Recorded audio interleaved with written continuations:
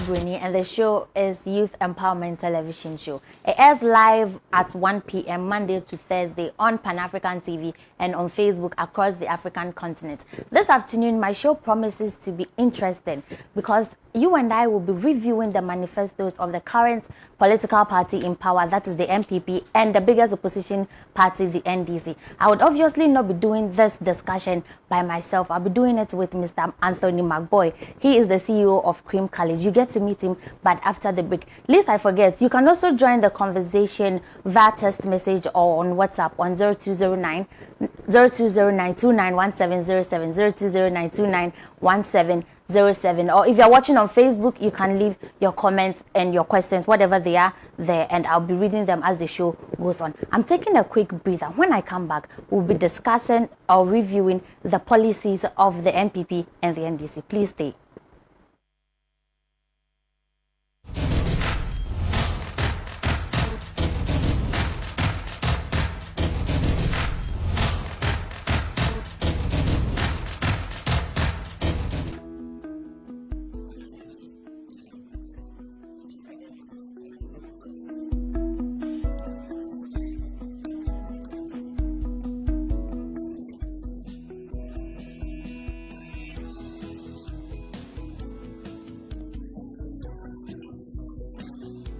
Business, fashion, ICT, journalism. Achieve your dreams with Blue Crest and you'll be ready for the rest of your life.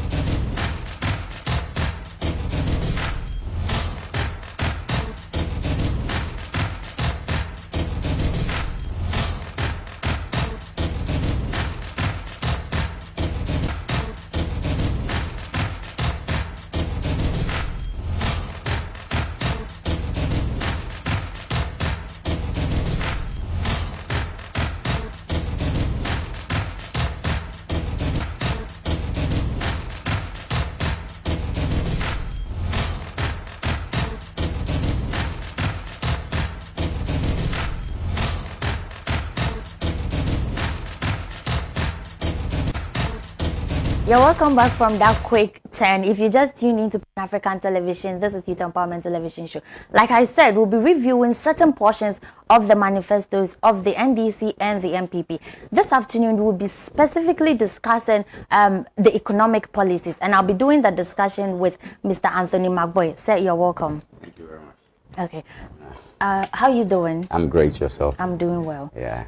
Thanks for having me here once again. And good afternoon to your team, Mr. Pratt as well. You're doing a great job. Yeah. Okay, thank you. So before we even get into the topic itself, when we say an economic policy, what is an economic policy?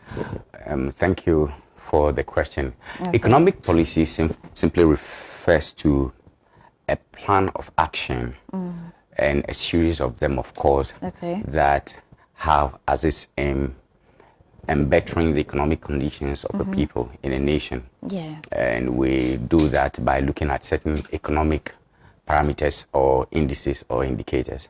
So we look at economic growth, or that's the national output or national income. We look at employment, we look at interest rates, we look at availability of liquidity, that's capital or money. So that people will be able to easily borrow and do business. So we usually hear those things: interest rates, foreign exchange rates. Yeah, all those things fall under economic policy management. And there are three key things that drive economic policy. We look at the political agenda or the political interests or the political orientations, ideologies or philosophies of the government of the day. So if you have a leftist government, you'll definitely be having some socialist ideas. Some of them are capitalist, and some of them are simply based on what they have gleaned or what they have researched to be the interests or the needs of the people. So that's the first driver. Then there are other drivers like the development partners like the International Monetary Fund. Today, our topic would be basically based on our political drive. So let's quickly move into it. I want to find out from you. You are in the private sector. Yeah. The NPP government. Did you say political drive? Yeah. I mean, when I say political drive, I mean the government of the day, the policies, or because NDC is a socialist, you know, is a socialist.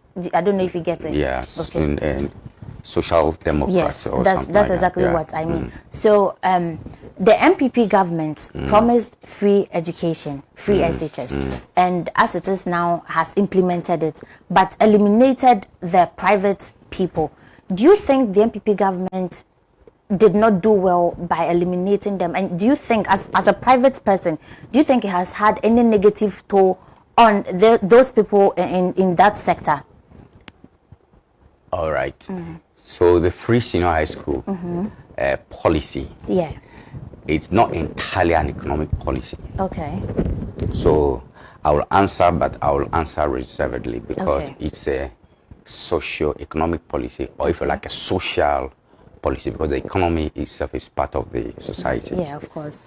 And the NPP has made senior high school free and left out the private people in the private sector. But I don't.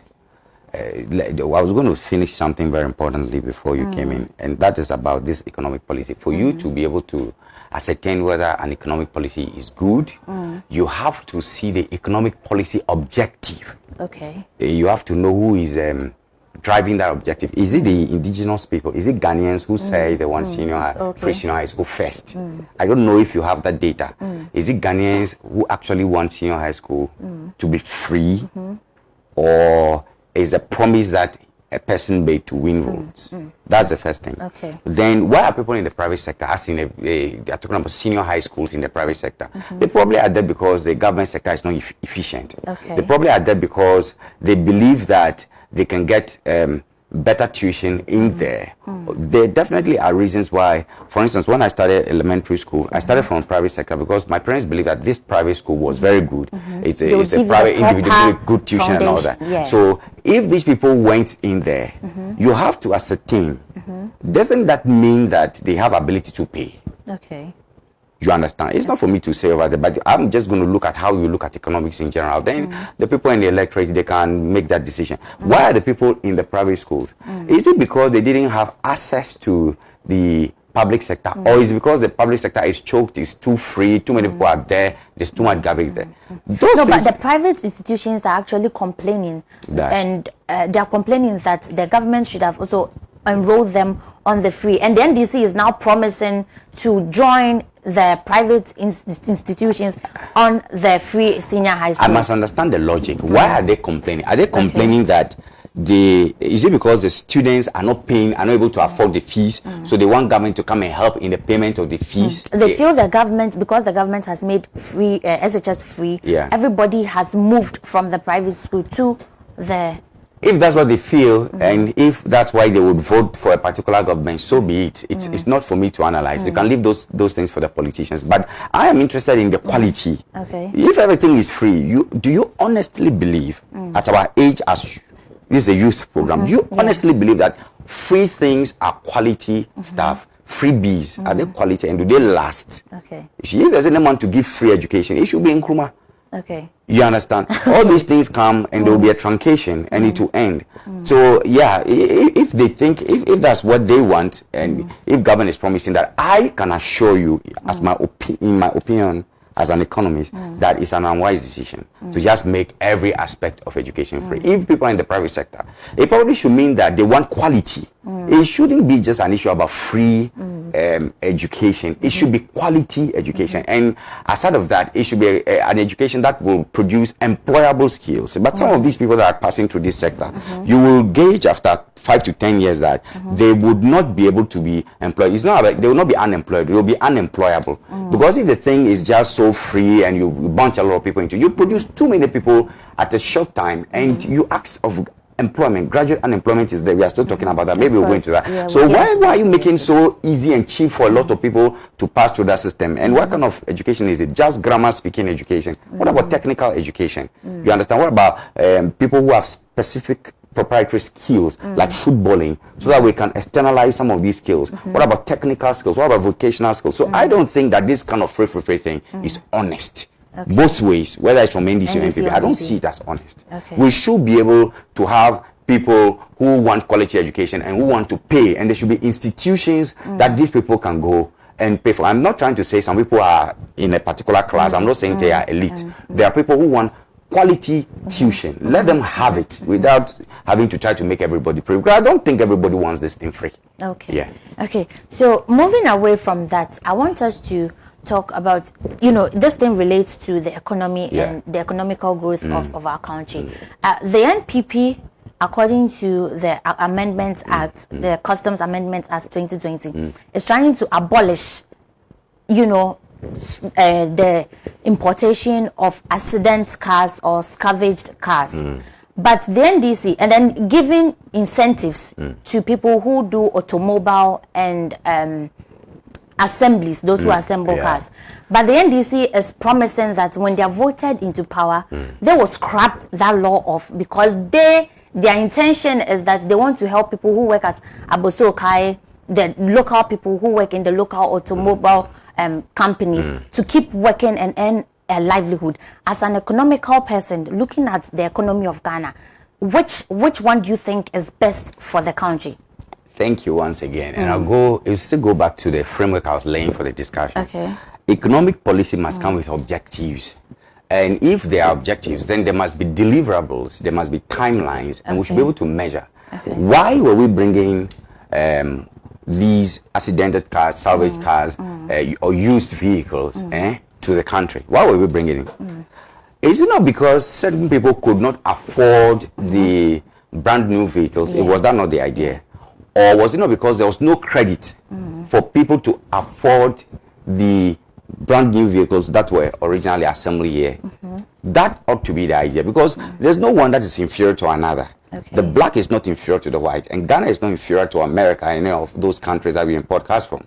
But it's because there is a working population who need to afford vehicles, but they would not be able to get the credit and the gearing for the used vehicles. That's the issue.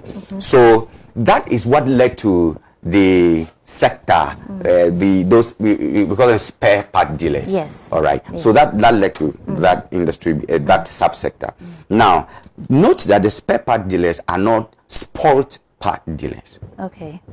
They are spare part dealers. Okay. So whether we are using cars that are assembled in Ghana or cars that were used and later imported is not the issue. Once there are enough cars assembling parts in Ghana, there will be jobs for Ghanaians. Then that means that there ought to be credit.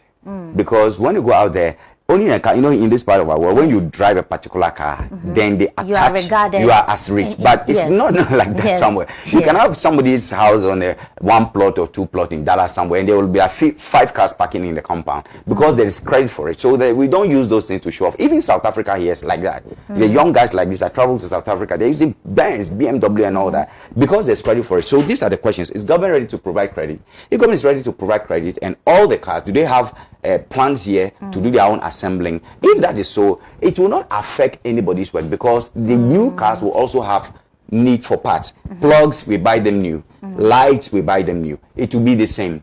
But there will be a question about transition. I would have thought that there should be a timeline.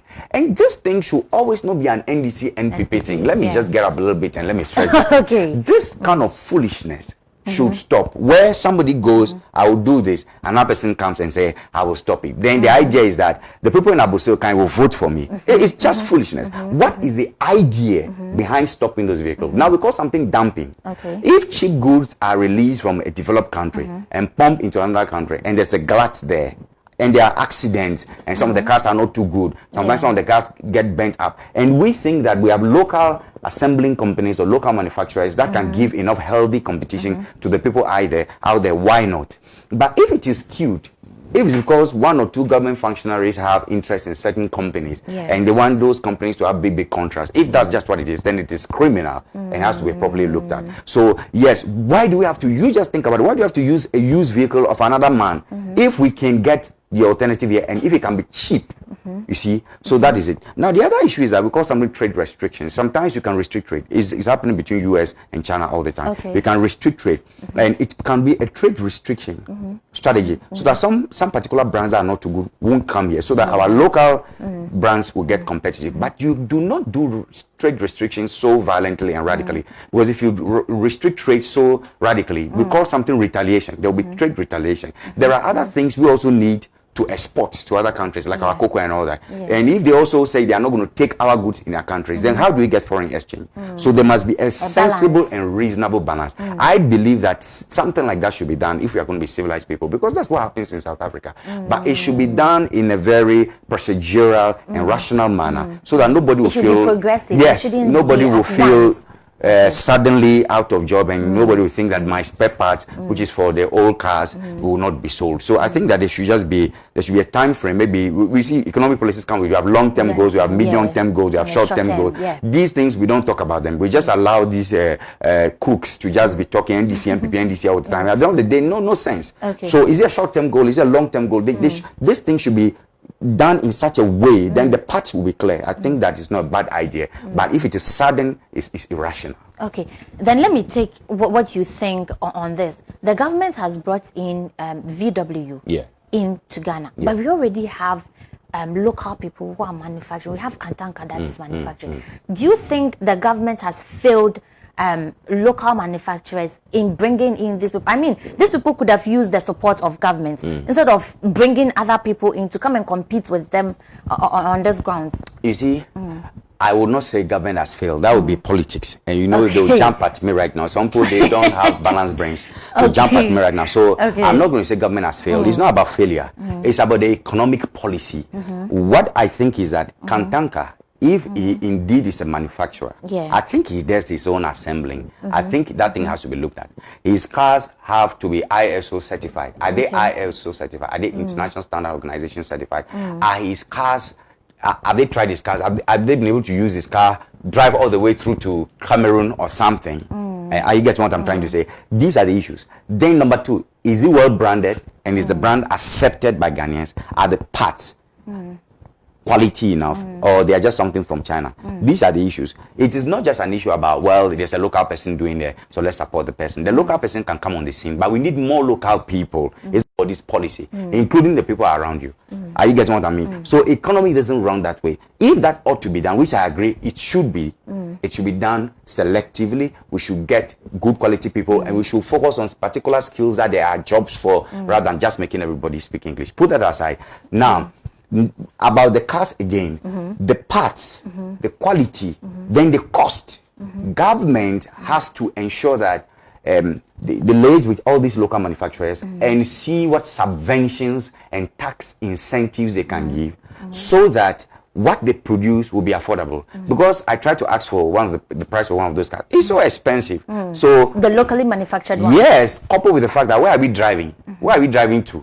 Even where we are in this Abilinkwe, there are still potholes. So why would I use a huge amount of money to buy a certain car that is brand new in Ghana, and I will still necessarily have to navigate? These are some of the things we think, and a rational economic thinking person would rather use a used car and drive it anyhow and throw it away, and you know, that kind of thing. So I understand that, but when the government also brought in the VWs to Ghana, it has attracted other companies to invest in Ghana. Don't you think that is a positive side to these foreign people coming? Investment is not your profit. Investment is not your income. Investment is not your pay. Okay. You understand? The investment is done, but the profits are externalized. Okay. You understand? In what sense? If outside VW, if VW is not Volkswagen, it's not a German company, which is liquidating in Germany.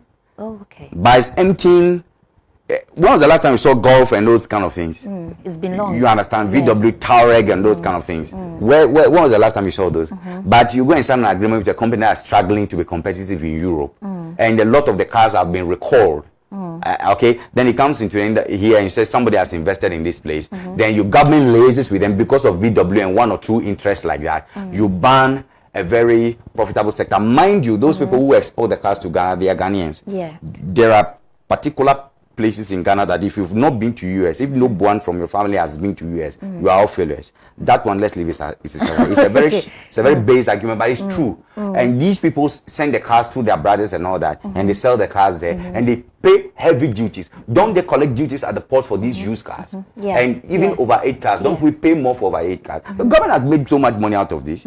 Are you getting what I mean? Then because of a certain VW or 2-3 companies, you want to just suddenly it can be done and it's acceptable. But again, there's nothing like omnibus acceptation of policies. So it has to be done procedurally. Then VW and Co can come, but again and again, if they make the profits, they will go outside. So I would go for the argument that the local individuals should take over those companies, or they should have majority shares, or they should declare policy. Okay, TikTok, for instance, is being banned from the US because they want US people to have shares in it, because this is a data sharing app, social microblogging app, and a lot of people with information take pictures from different things. Riots are happening in different parts of the US. They take the picture, they upload it on TikTok even before the presidency is aware, and there are security implications. I'm not for that. I'm not for that irrational way of doing things. But again and again and again, everything that is economic must take time. So I am not cool with that idea that NDC will say, I will stop what NDC has started. What NPP has started, whatever NPP is doing, should be based on sound economic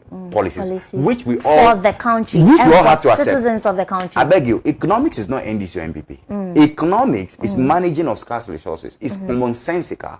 If you need money, you need money. As this lady, you need money. Yeah. You are going to ask of my political leaning before you collect money from me. Course You not. say thank you, sir, whether I'm NDC, NPP, or CPP. So therefore, that is the respect and sacrifice we have to attach to economic issues. And if NPP starts something, NDC has to continue, which means NPP has to do a good work, a good homework, so that whatever they start will continue. Even that they're just destroying us. You understand? Yeah, they're just destroying us. Viewers, the conversation is getting intense and very interesting here. But I want to take a quick break. When I come back, the NDC is promising 1 million jobs in the first term of their office. But we were also here in Ghana, and it was on their tickets that unemployed group were formed. Can we trust these people, or they are just, thirsty for power? When I come back, I'll say what the NPP is also saying, and we'll get to know what Mr. Anthony thinks about it. Please stay.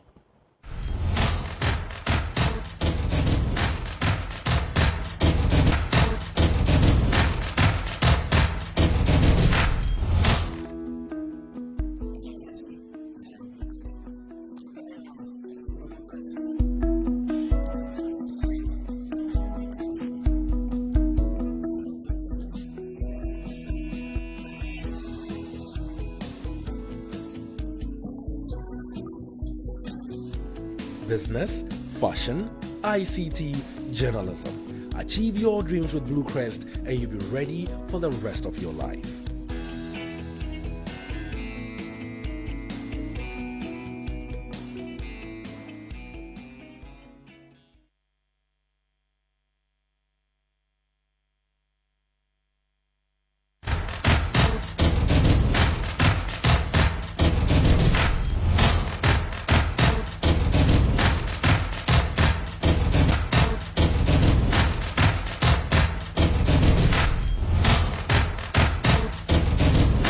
From the break, the show is getting very, very, very interesting in here, and I've seen some messages that you've sent in.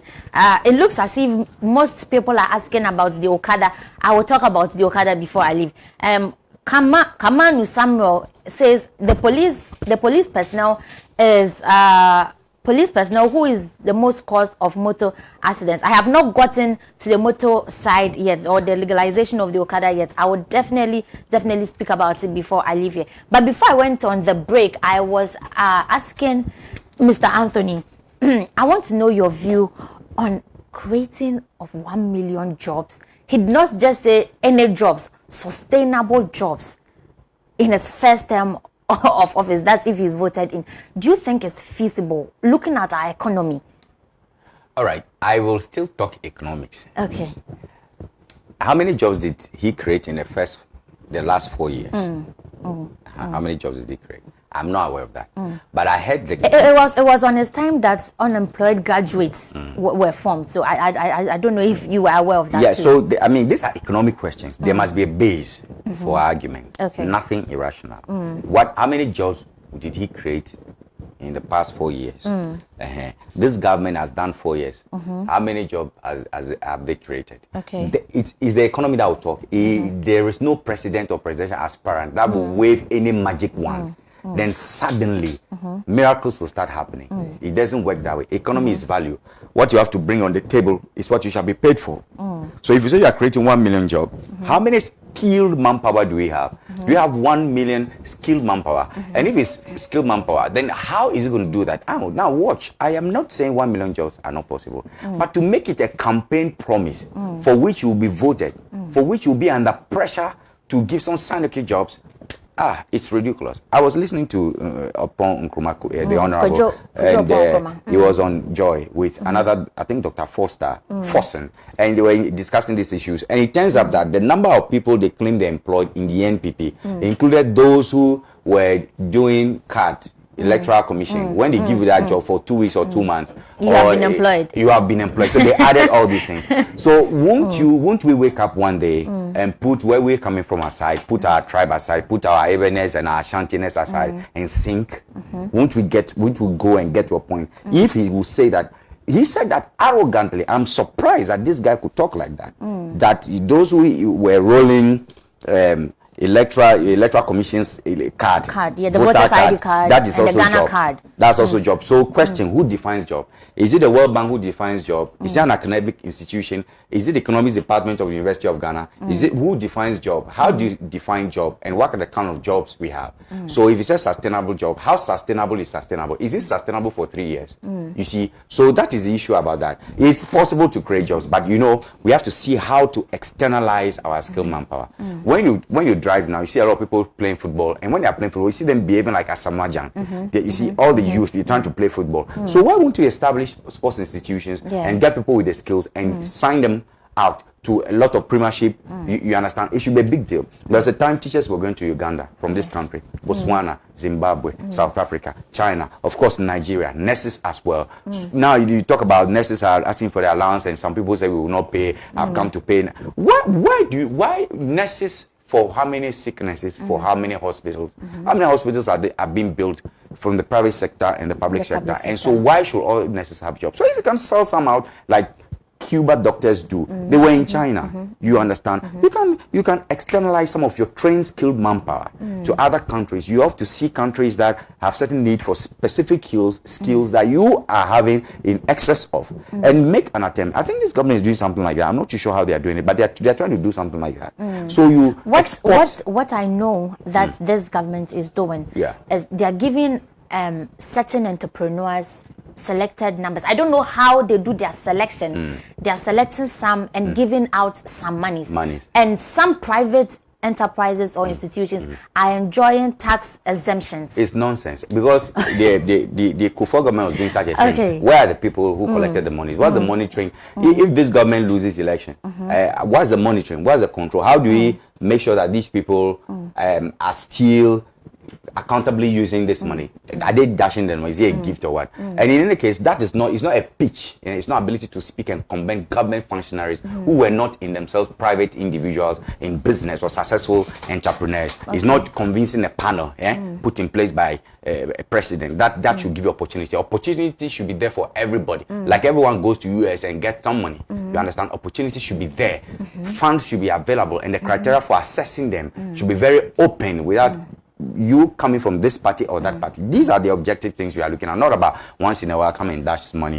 That thing doesn't affect the economy in any way. I was particularly concerned. I wanted them to put out there how they select these people. Because even the COVID, there's a COVID money like that fund, is for small scale business, and what's the printed out criteria for selecting these people? You understand? It's only when somebody slaps somebody, or a minister shoots somewhere, or somebody kills somebody, that it trends. These documents don't trend, and the youth don't read these things. You understand? So because they are not available to us. Shallow, misguided political economics. I'm not interested in them. We are looking for things that really work. We can walk into an institution, present a proposal, capital and convince businessmen who will give us loans, and the capital is available and the efficiency is there for them to manage it, not government. I don't believe in government jobs. I don't believe in government. They are not sustainable. I don't know much about this Mahama kind of jobs he gave in the past 4 years, but I know about Kufuor. I know about people standing in traffic in Abelinkwe here, wearing some greenish yellowish dress. Kufuor police, we used to laugh at them. Where are they now? Community nurses, where are they now? I think they died with the Kufuor. They died with the Kufuor. But is this not NPP? If NPP cannot have continuity, and if presidential special initiatives in starch and cassava and all those things cannot move sustainably, even within the NPP milieu. What about changing government and all that? They are all jokes. These are individuals who want power. Anything they will say to convince you. If somebody advises Mama now to say that he will give 500 Ghana cedi allowance to all unemployed graduates, so when it comes, there will be unemployment secretariat or unemployment relief.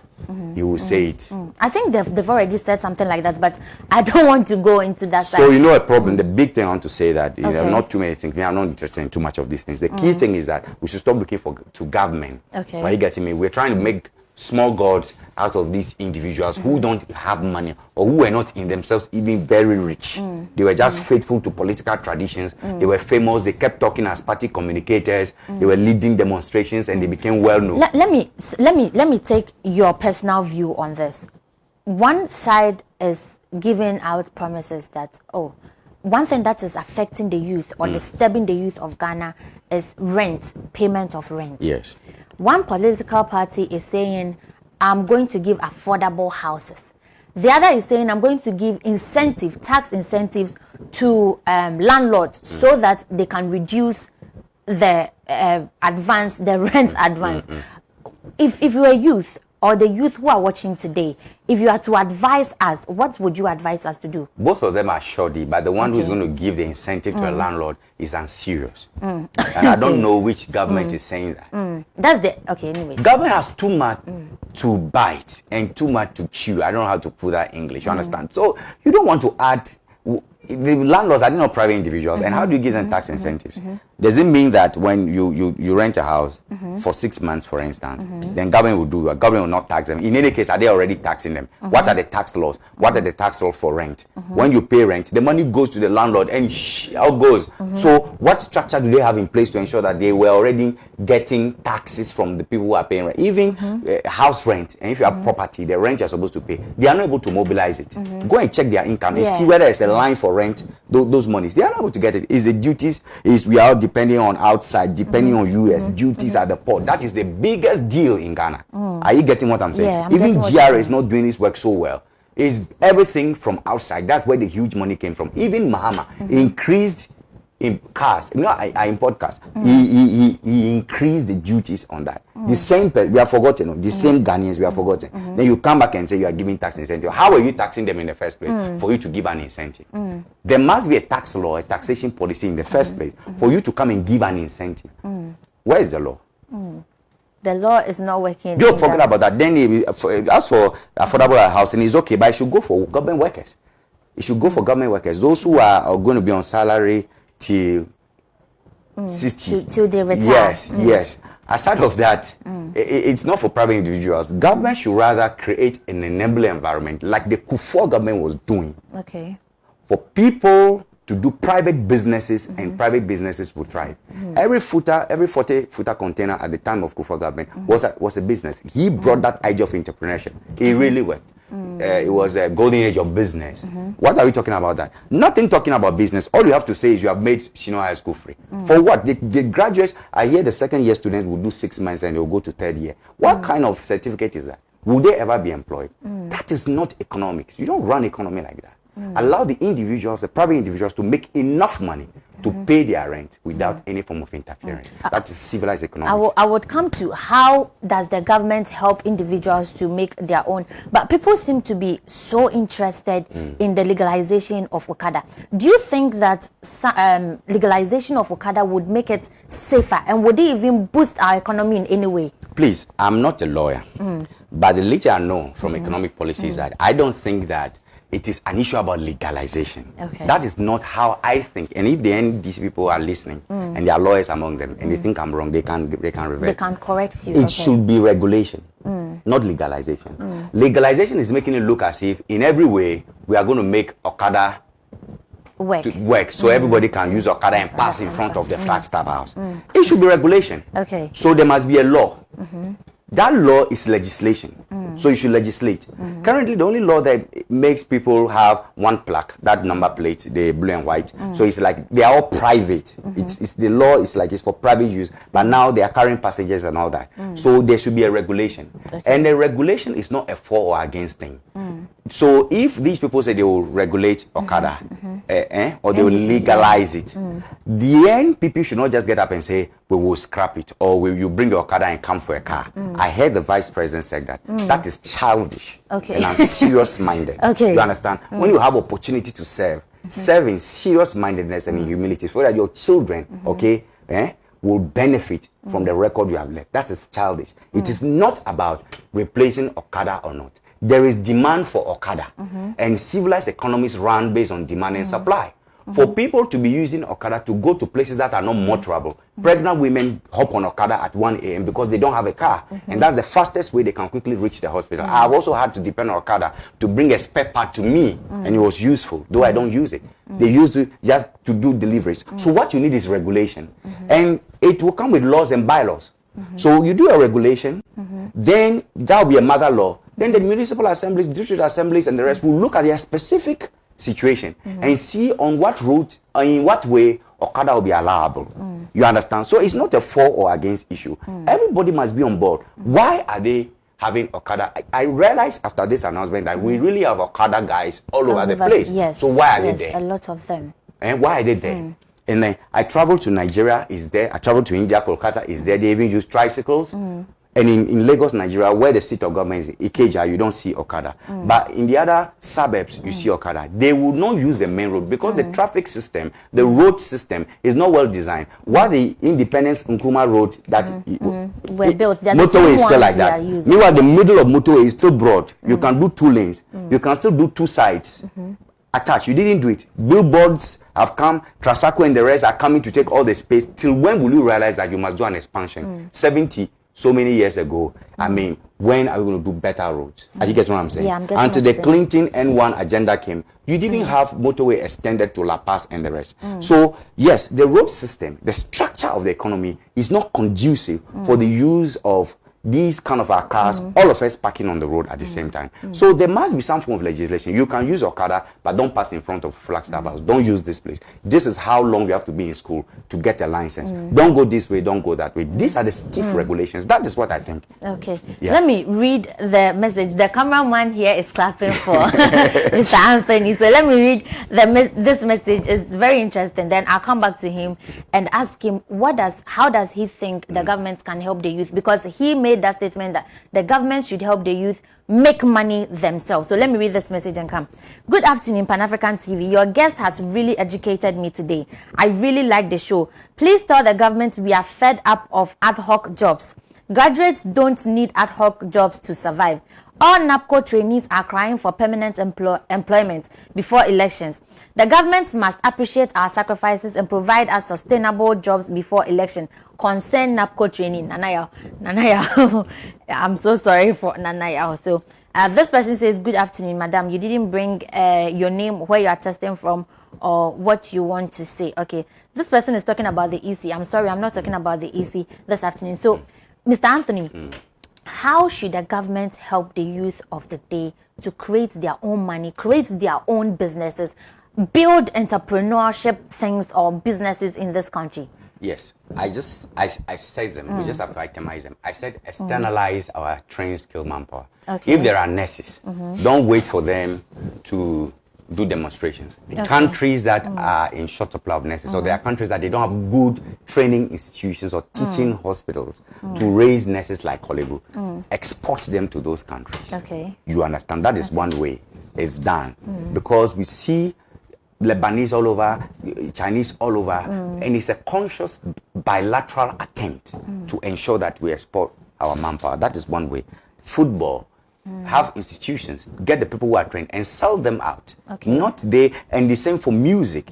Are you getting what I'm saying? There are good record labels. Let them have opportunities outside. It should be a government plan. That is one. Then government should also make sure that there is credit. Credit meaning that they should have a viable, well-regulated banking sector. Today, so many banks have collapsed, and central bank refuse to accept that. They are the ones who gave licenses, and they are the ones who are supposed to watch that space. And the public is not financially literate enough to know that it is solely the duty of the central bank to regulate the people they have licensed. Okay. And you have waited for a lot of the banks to die naturally before you took their licenses. They have died, they have absconded. There has to be a cleanup. That is not the cleanup. That is not the cleanup.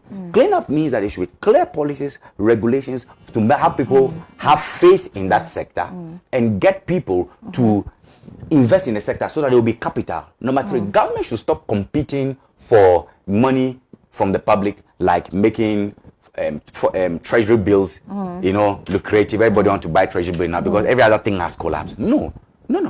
Government should make money available for people to be able to have access to credit to do their businesses. Government should also bring restrictive but gentle and polite ones, trade policies, so that foreign goods are not dumped in our shores, so that we will also have our own goods produced. And there should be clear policies, departments that you can go to. It shouldn't affect one. Good. Okay. Then government should look at agriculture, not for food and jobs. We have passed that level. Okay. Israel, how many times does it rain in Israel? Literally, no, how many times? But they provide food for Germany, US. There are specific things they produce from that place. Some of the farms are suspending in the air. You understand? And they just have water. They've done their own research. They know that this thing can thrive on mere water without need for sun. Okay, so let our agriculture should not be an agriculture that produces food to feed senior high school students. That planting for food and job for who? Is it the farmer who has a job?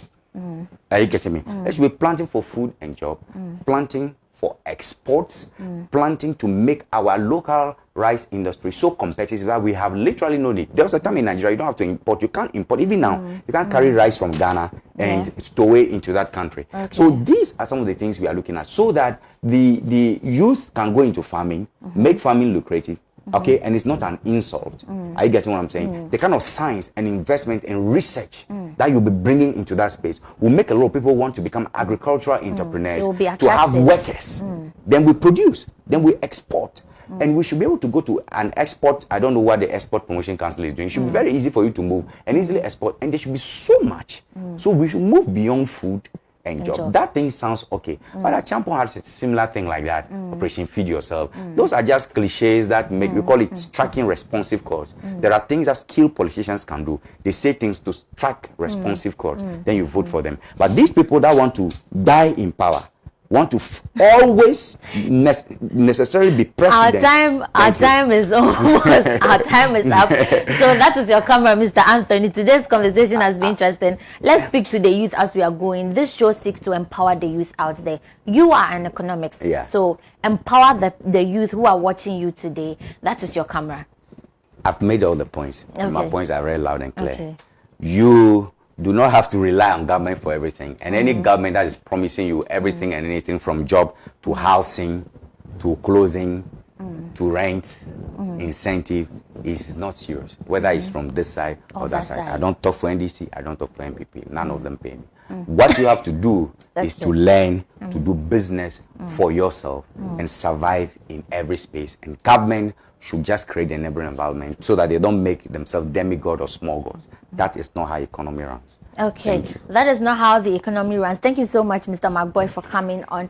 Let me read this last message and then leave here. This person says, until we have selfless leaders who are ready to sacrifice to lead a national agenda instead of a partisan agenda, we still will have a long way to go. Insightful discussion. Thanks. This is Akofa from Tema. Akofa, thank you so much for watching, and thank you all my viewers for also staying tuned to Pan-African TV. This afternoon, let me leave you with this. Do not stand in a place of danger and be expecting a miracle.